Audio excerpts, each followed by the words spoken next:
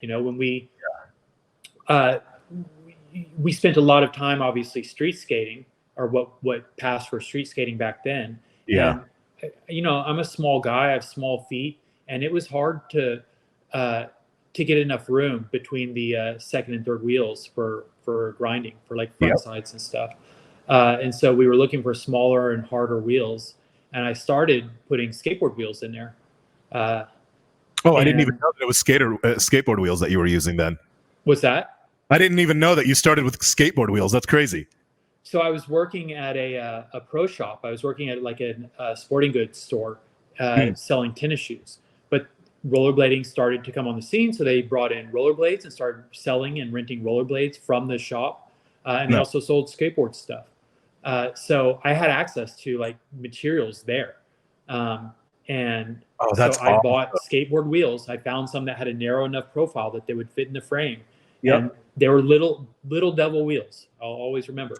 And so, and they worked great. I actually remember that graphic. I remember the little devil graphic back in the day.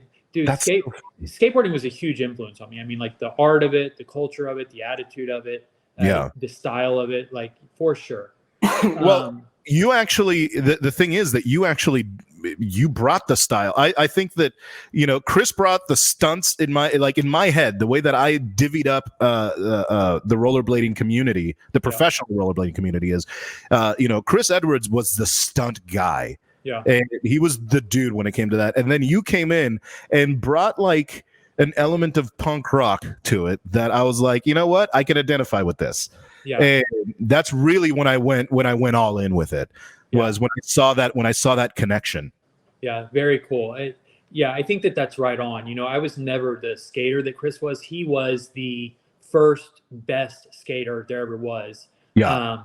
And he was I talked about this sort of this first generation of skaters that all moved out to California. This this mass migration.